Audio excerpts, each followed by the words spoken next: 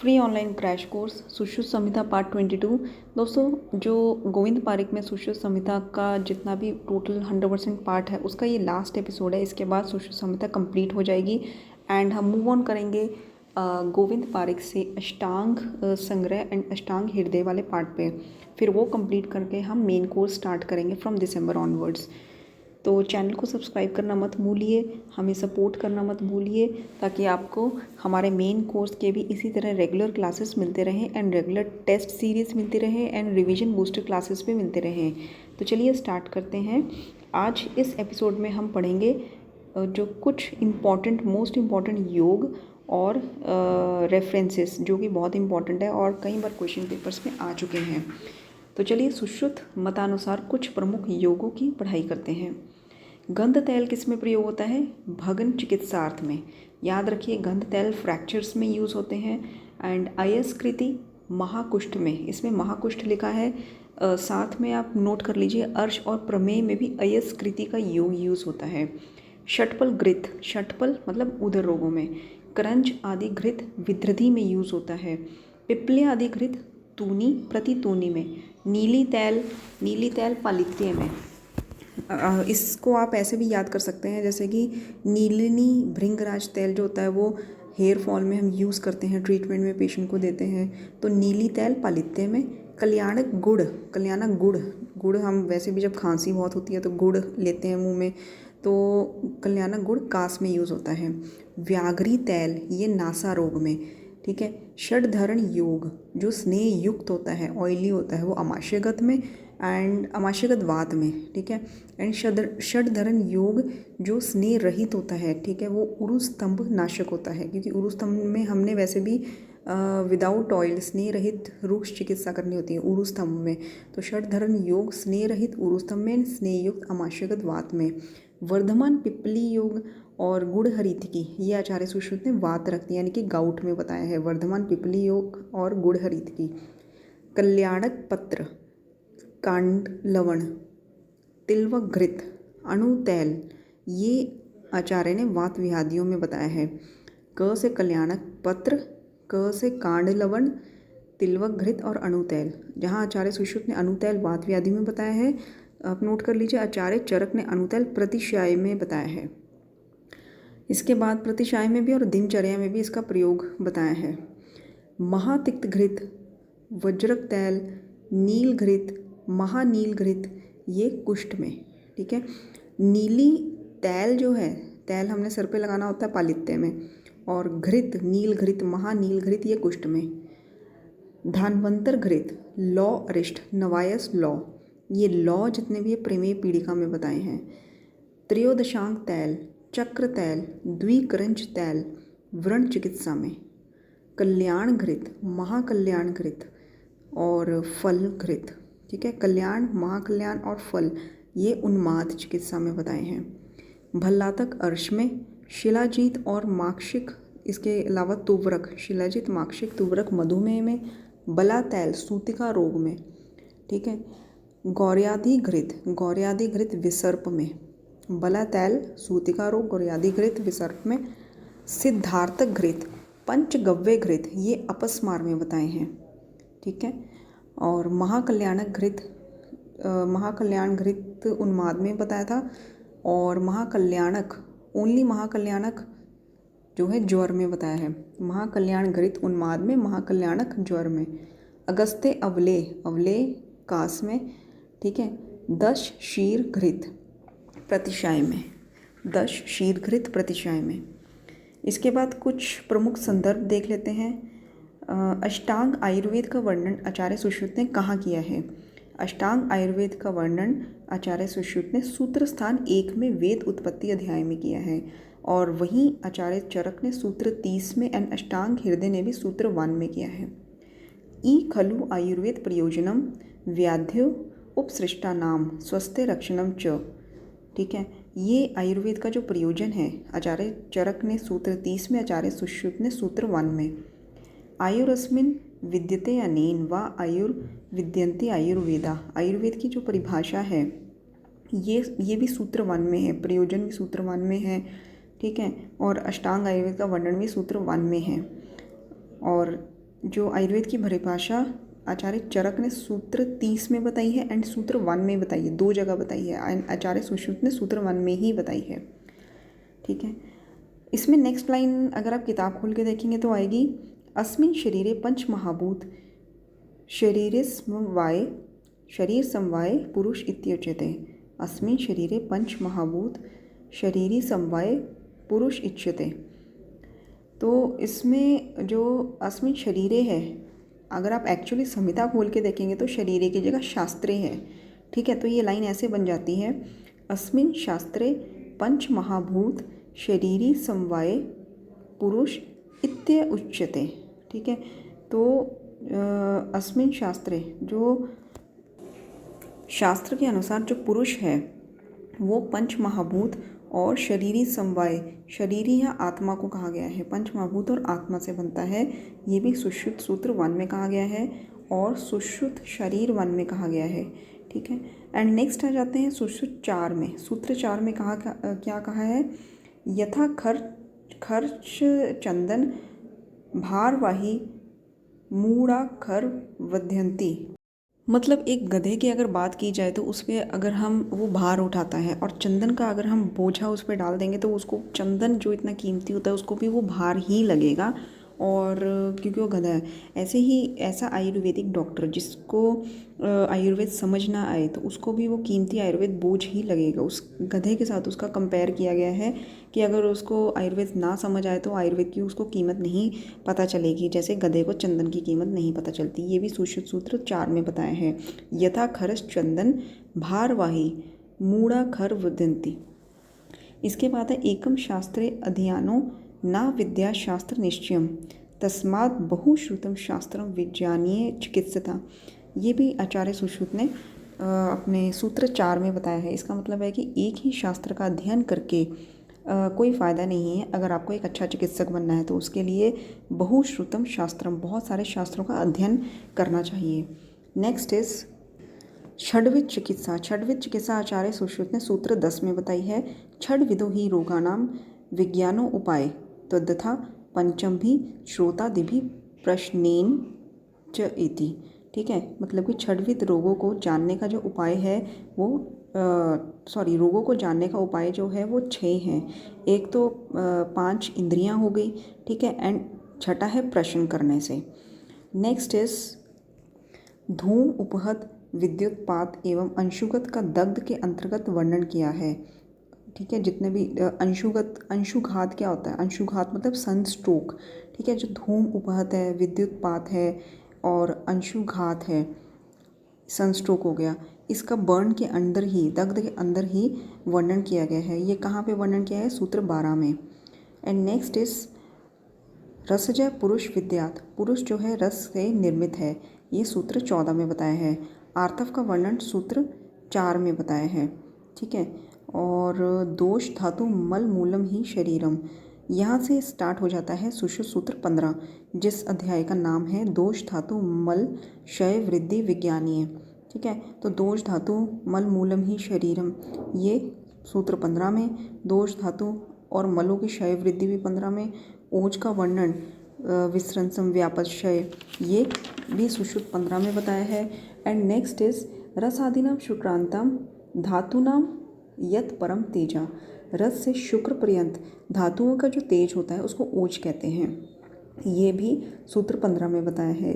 ओज सुमात्मकम स्निग्धम, ठीक है, ये वैसे ये भी सूत्र 15 में बताया है, जिसमें ओज का वर्ण, वैसे तो ओज का वर्ण आचार्य चरक ने अलग से बताया है, लेकिन इसमें ओज सुमात्मकम स्निग्धम, ओज का वर्ण शुक्ल बताया है, ये है सूत्र 15 में। अच्छा, आचार्य सुश्रुत ने प्राण आइटमों में उत्तम बस्ती को भी माना है। नेक्स्ट इज स्थौल्य और काश्चर्य का वर्णन सूत्र 15 में बताया है। नेक्स्ट रस निमित्तम एवं स्थौल्यम कार्शल्यम, ठीक है, जो स्थौल्य है या कृष्णता है, weight lose, weight gain, obesity, तो ये भी रस पे डिपेंड करते हैं। रस निमित्तम एवं स्थौल्य कार्शल्यम, ये भी सूत्र 15 में। सम दोष सम अग्नि धातु, ये तो आपको शुरू से ही पता है, सम दोष सम अग्निश्च सम धातु मल क्रिया। ठीक है, प्रसन्न आत्म इंद्रिय मना स्वस्थ, ये जो श्लोक है ये भी 15 में बताया है। ठीक है, सम दोष हो, सम अग्नि हो, सम धातु हो, मल क्रिया सम हो तो आत्मा इंद्रिय ये स्वस्थ रहते हैं। उसके बाद है व्रण शोफ के 7 उपक्रम जो होते हैं। 7 उपक्रम वैसे होते कौन से हैं, ये है, आप नोट कर लीजिए। आदो विमलापनम कुरियात, मतलब विमलापन, फर्स्ट इज विमलापन, और रक्त अवसेचन, उपनाह, पाटन, शोधन, रोपण, वैकृत, आपहम, ये 7 उपक्रम हैं। विमलापन, रक्त अवसेचन, उपनाह, पाटन, शोधन, रोपण, वैकृत, आपहम। तो जो व्रण शोफ के रिलेटेड 7 उपक्रम हैं, ये 7 मतलब 17 17 में 7 17 ऐसे याद रखिए। 7 उपक्रम 17 सूत्र 17 में बताए हैं। प्रलेप और प्रदेय का वर्णन 18 में, ये सब सूत्र स्थान चल रहा है। 18 में विरुद्ध अन्न वर्णन 20 में, वात पित्त श्लेष्मा मतलब तीनों दोष और देह संभव हेतवा ये जो बताया है ये 21 में है। दोष त्रिदोष का जहाँ वर्णन है वो 21 में है। ठीक है, वात पित्त श्लेष्माण एवं देह संभव हेतवा। त्रिदोष की त्रिस्थून स्तंग, त्रिदोष को हम त्रिस्थून बोलते हैं, ये 21 में बताया है, सूत्र 21 में। नरते देह कफ कफादस्ति न पित्तान एतस्तु धैर्यत, मतलब कफ को, पित्त को, वात को और शोणित को धारण करके ही देह बनती है, इसके बिना देह नहीं बनती। These are the basic building blocks of the body. नरते देह कफादस्ति न पित्तान, इसमें श्लोक ऐसे कंप्लीट होता है, ना च मारुता शोणित आक्षेपे एतस्तु धैर्यत। ठीक है, नेक्स्ट इज वा गति गंधन्यो तप संतापे श्लिष आलिंगने संज्ञा, मतलब जो गति गंधन्यो, गति गंध की जो धातु है इससे वात बनता है, तप संतापे से पित्त बनता है और आलिंगन धातु से श्लेष्मा बनता है। ऐसा सूत्र 21 में बताया है। इसके बाद है वात पित्त और कफ का स्थान और कर्म का निर्देश 21 में दिया है।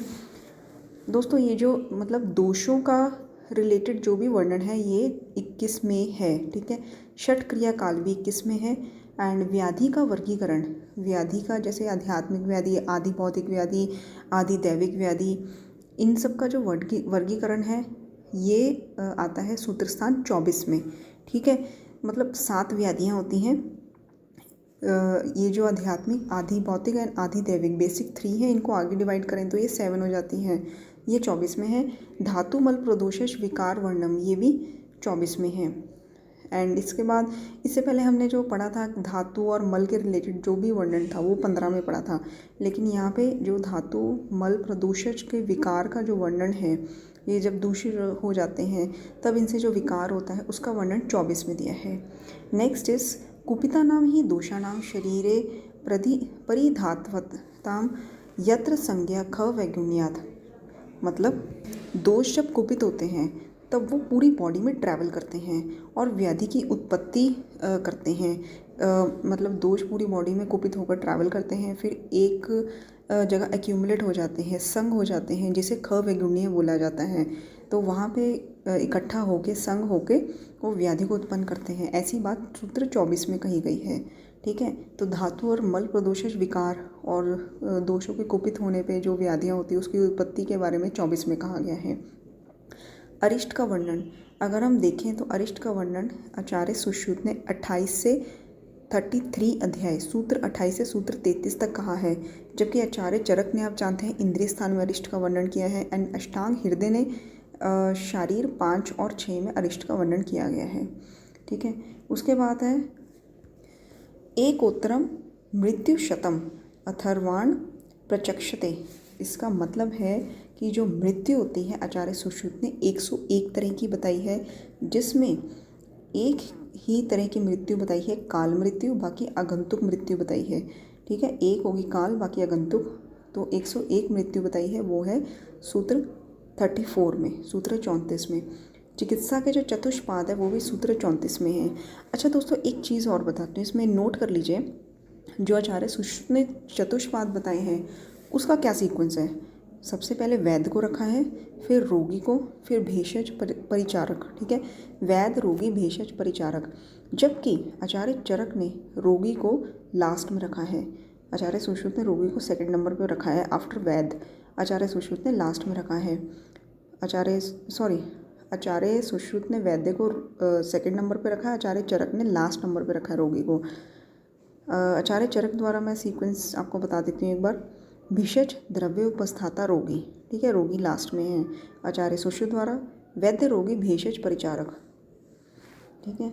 शरीर प्रमाण का वर्णन, इट्स वेरी इंपॉर्टेंट चैप्टर, कई बार इससे क्वेश्चन आ चुका है। शरीर प्रमाण का वर्णन 35 में है। पंचविंशे ततो वर्ष पुमान नारी तो शूड से, मतलब कि जो गर्भ धारण की एज है वो पुरुष की 25 एंड नारी की 16, ये बताया है 35 में। शरीर प्रमाण का वर्णन भी 35 में है।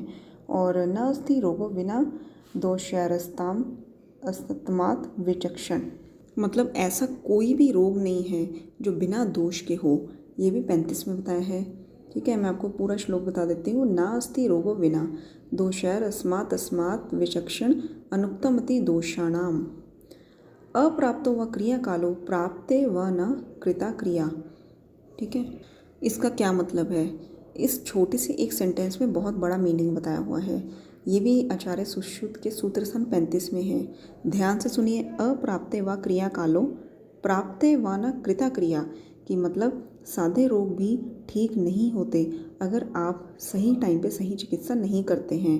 मतलब अप्राप्त काल में जहाँ ट्रीटमेंट की ज़रूरत ना हो वहाँ पे आप ट्रीटमेंट कर देते हैं। फॉर एग्जांपल अगर आम शोफ है तो वहाँ पे शस्त्र कर्म नहीं करना, तो आप वहाँ पे चीरा दे देते हैं। और जब पक्व शोफ है जहाँ पे क्रिया करने की ज़रूरत है, शस्त्र कर्म करने की ज़रूरत है, वहाँ पे आप ट्रीटमेंट नहीं करते हैं, ठीक है। अप्राप्तो व क्रिया कालो, जब ट्रीटमेंट की ज़रूरत नहीं होती तब आप अपना क्रिया कर देते हैं। और प्राप्ते व न कृता क्रिया, जब ज़रूरत होती है तब आप वहाँ पे कोई क्रिया नहीं करते, तो ऐसे केस में साध्य रोग भी असाध्य बन जाते हैं। ये है चरक सूत्र, सुश्रुत सूत्र 35 में। वय का विभाजन, ये भी सूत्र 35 में है। भेषज आगार का वर्णन, ये सूत्र 37 में है, 37।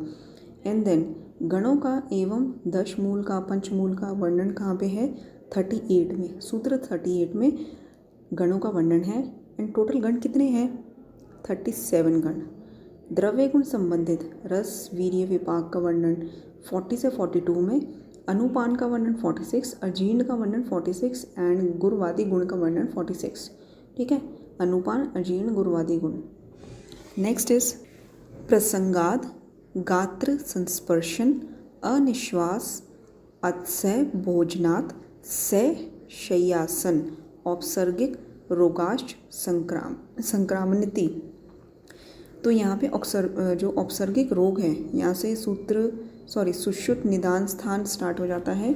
तो यहाँ पे जो औपसर्गिक रोग है मतलब कि कम्युनिकेबल डिजीज़ का वर्णन किया गया है। तो कम्युनिकेबल डिजीज़ कितने होते हैं? मतलब औपसर्गिक रोग 4 बताए हैं और वो कैसे कैसे स्प्रेड होते हैं।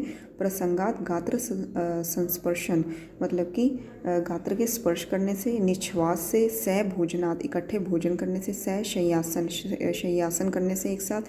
औपसर्गिक रोग जो 4 तरह के होते हैं उनका संक्रमण होता है, ठीक है। अब औपसर्गिक रोग कौन कौन से होते हैं? कुष्ठ, ज्वर, शोष, ये 3 औपसर्गिक रोग को तो आप याद ही रखिए, कुष्ठ, ज्वर, शोष। असृग्दर का वर्णन कहाँ पे है? शरीर 2 में। अब सारे शरीर स्टार्ट हो गया है। हृदय चेतना स्थान अनुक्तम सुश्रुत देहिनाम, हृदय चेतना का स्थान है, ये सुश्रुत शरीर 4 में है। नाभिस्था प्राणिनाम, प्राणा नाभि में प्राण रहते हैं, ये सुश्रुत शरीर 7 में है। व्रण की परिभाषा चिकित्सा 1 में, यहाँ पे लिखा है सुश्रुत चिकित्सा 1 में व्रण की परिभाषा का वर्णन है, बट आप नोट कर लीजिए व्रण की परिभाषा सुश्रुत सूत्र 21 में भी है। व्रण के 60 उपक्रम, ठीक है, ये है चिकित्सा 1 में। व्रण की परिभाषा भी 1 में बताई है। जो 60 उपक्रम है उसमें जो फर्स्ट है वो अवतर्पण है, जो 60 जो लास्ट है वो है रक्षा विधान, ये याद रखिए। हृदय आदि कोष्ठों का वर्णन, कोष्ठ वर्णन चिकित्सा 2 में है। दिनचर्या का वर्णन चिकित्सा 24 में, ठीक है। दिनचर्या का वर्णन चिकित्सा 24 में है, मतलब स्वस्थ वृत्त का वर्णन चिकित्सा 24 में है, ठीक है। एंड अच्छा, उत्तर तंत्र के जो 4 इम्पॉर्टेंट चैप्टर है वो भी आप याद कर लीजिए। सबसे पहला मतलब 63, 64, 65, 66। 63 कौन सा है? रस अध्याय। 64 है स्वस्थ वृत्त अध्याय। 65 है तंत्र युक्ति एंड 66 है दोष भेद अध्याय।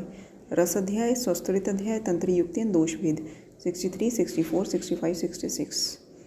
दिनचर्या का चिकित्सा 24 में, वाजीकरण का चिकित्सा 26 में, रसायन का चिकित्सा 27 से लेके 30 तक। ठीक है, वाजीकरण का एक ही चैप्टर है, सुश्रुत चिकित्सा 26, रसायन वर्णन का 27 से 30 एंड पंचकर्म वर्णन का 31 से 40। चिकित्सा स्थान सुश्रुत संहिता 31 से 40, 10 चैप्टर पंचकर्म पे दिए हैं आचार्य ने।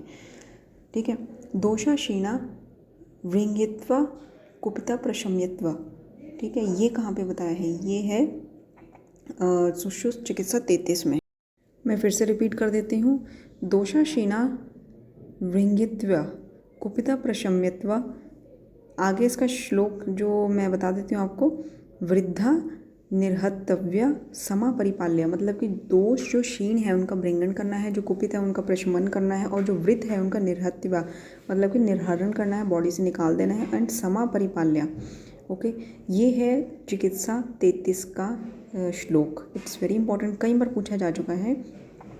नेक्स्ट इस चिकित्सा 33 में ही त्रिविध कोष्ठी का भी वर्णन किया गया है। त्रिविध कोष्ठ वर्णन। त्रिविध कोष्ठ कौन कौन से होते हैं? मृदु, जो जिसमें पित्त दोष होता है, क्रूर जिसमें वात दोष, एंड एक समदोष होता है जो कि मध्यम। ठीक है, मृदु, क्रूर एंड मध्यम। मृदु पित्त, क्रूर वात एंड समदोष मध्यम कोष्ठ। ठीक है, एंड नेक्स्ट इज जीव शोणित व रक्त पित्त का परीक्षण। जो रक्त पित्त का परीक्षण या जीव शोणित का परीक्षण ये चिकित्सा 24 में चिकित्सा 34 में बताया है। मतलब कि जो जीव शोणित होता है उसकी परीक्षा कैसे करते हैं? अगर कुत्ता या कोई भी जानवर उस रक्त को खा लेता है तो वो शुद्ध रक्त है, जीव शोणित है। ठीक है, और दुष्ट रक्त है या दुष्ट रक्तपित्त है तो उसको कोई भी जानवर नहीं खाता। और इसी तरह से अगर जो शुद्ध रक्त है या जीव शोणित है तो वो कपड़े को जो लगा दाग होता है कपड़े पे रक्त का, तो वो आसानी से नहीं निकलता। तो दो ही चीज़ें हैं, एक तो कुत्ता खा लेता है एंड कपड़े पे लगा जो रक्त का दाग है वो नहीं निकलता आसानी से। ये दो पॉइंट्स हैं जो कि हमें बताते हैं कि वो रक्त जो है वो दुष्ट रक्त नहीं है, वो जीव शोणित रक्त है। ठीक है, और अगर आप इसके अलावा ये जानना चाहें कि जो दुष्ट आर्तव है उसकी परीक्षा कैसे करते हैं? दुष्ट आर्तव जो होता है कपड़े पे लगा दाग नहीं उतरता, जबकि शुद्ध आर्तव होता है कपड़े पे लगा हुआ दाग आसानी से उतर जाता है। एंड नेक्स्ट इज शलाके संबंधित विषय। शलाके संबंधित विषय जो ENT है वो सुश्रुत उत्तर तंत्र 1 से 26 तक है, जिसमें 1 से 19 तक नेत्र रोगों का वर्णन है। और इसमें एक चीज़ याद रखिए कि जो मुख रोग हैं वो इसमें नहीं है। ठीक है, ENT में मुख रोग का नहीं बताया है। मुख रोगों का आचार्य सुश्रुत ने निदान 16 में एंड चिकित्सा 22 में इसका वर्णन किया है, जबकि शलाके संबंधित विषय जो है वो 1 से 26 तक है, एक्सेप्ट मुख रोग निदान 16, चिकित्सा 22। एंड इसमें 1 से 26 के जो अध्याय हैं ENT के शलाके के, उसमें 1 से 19 तक नेत्र रोगों का वर्णन है। ग्रह का वर्णन, ग्रह मतलब जो बाल ग्रह होते हैं, बाल ग्रह का वर्णन है। 10 चैप्टर है, 27 से 37। उत्तर तंत्र 27 से 37। योनि व्यापक वर्णन ये है उत्तर तंत्र 38। काय चिकित्सा का वर्णन 39 to 59 एंड मानस रोगों का वर्णन। ठीक है, मानस रोगों का वर्णन है 60 to 62। 3 चैप्टर्स मानस रोगों के वर्णन के लिए बताए हैं। इसमें अमानुष्य उपसर्ग, अपस्मार और उन्माद का वर्णन है। अमानुष्य उपसर्ग, उन्माद, अपस्मार। भूषण भूत अध्याय 63 to 66। ऋतुचर्या वर्णन 64, जैसा कि मैंने आपको पहले बताया था 64 स्वस्थवृत्त चैप्टर का नाम है, इसमें ऋतुचर्या का वर्णन है। ठीक है, और ऋतुचर्या का वर्णन आचार्य सुश्रुत ने सूत्र 6 में बताया है। एंड इसके अलावा आचार्य चरक ने भी ऋतुचर्या का वर्णन सूत्र 6 में बताया है। ठीक है, तो ऋतुचर्या का वर्णन आचार्य सुश्रुत एंड चरक सूत्र 6 एंड आचार्य सुश्रुत ने उत्तर तंत्र 64 में बताया है। द्वादशन प्रविचार 64, 10 औषध काल में 64 में एंड तंत्र युक्ति का वर्णन है उत्तर तंत्र 65 में। तो दोस्तों आई होप आपको ये एपिसोड अच्छा लगा हो एंड यूज़फुल लगा हो। इसके साथ ही Sushruta Samhita from Govind Parekh of crash course complete होती है। इसके बाद हम नेक्स्ट लेक्चर्स आपको अष्टांग पे देना स्टार्ट करेंगे and then we will start the main course. Thank you so much.